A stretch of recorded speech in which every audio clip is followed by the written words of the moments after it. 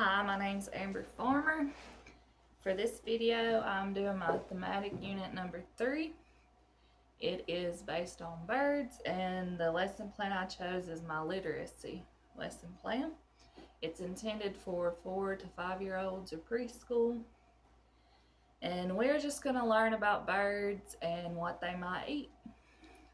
So I have a book that I'm going to read and a craft that goes along with it. But here is my lesson plan. Okay. Good morning, class. How are you?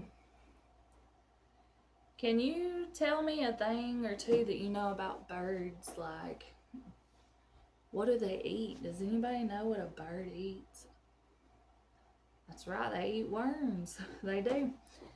But did you know they eat other things too? That's what we're going to learn about today. Has anyone ever seen a baby bird in their yard before? Me too. Was you scared? Were you worried that it fell out of its nest and lost its mom?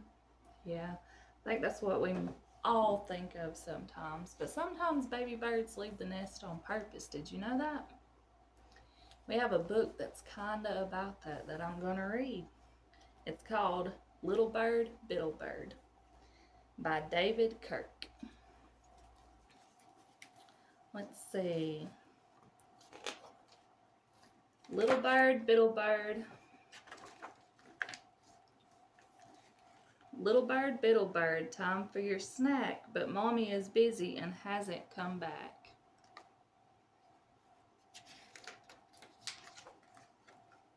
Little bird, bittle bird, mother has flown. Is it time you were finding some food of your own? Where'd she go? Little bird, bittle bird, what shall you eat? Flowers? No.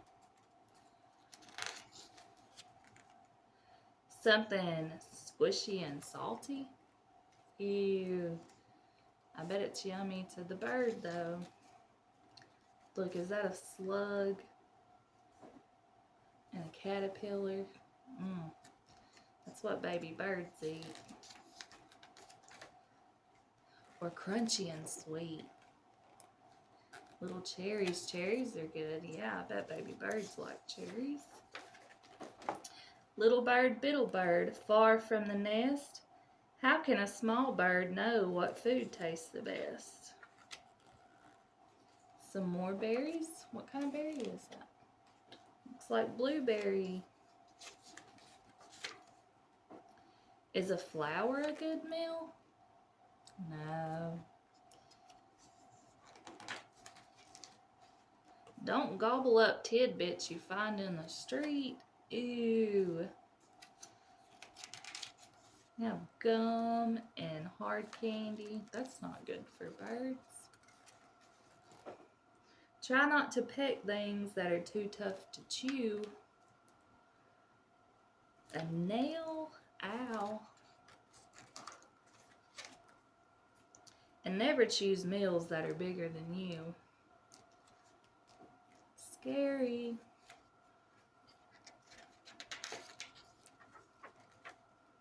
Little bird, bittle bird, you may be big, but you won't catch that worm if you aren't going to dig. It's digging for the worm. Little bird, bittle bird, don't mess about. Grab hold of that wormy and wrestle him out. You got him.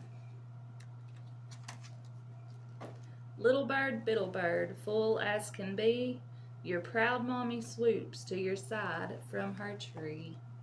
See, mommy bird?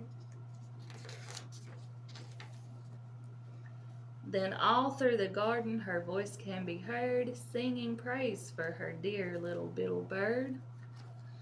He found food and she's happy for him. The end. All right.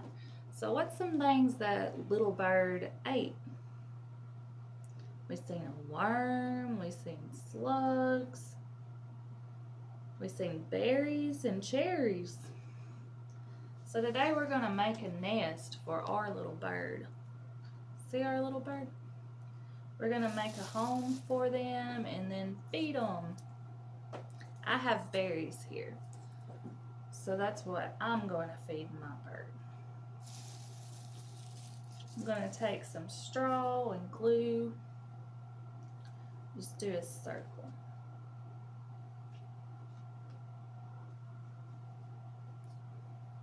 Okay. We're just going to make a home for our bird.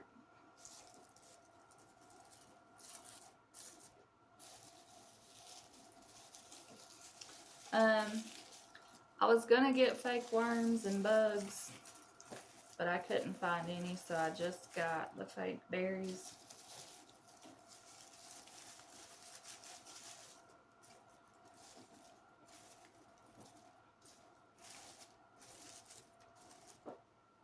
Glue that down.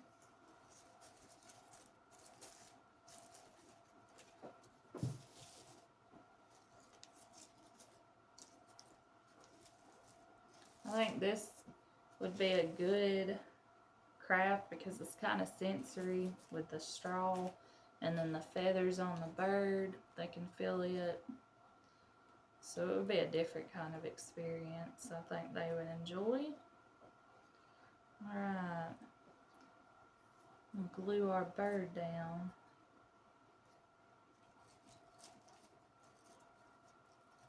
It's going to take a while to dry. Let's put some berries in our nest for them to eat.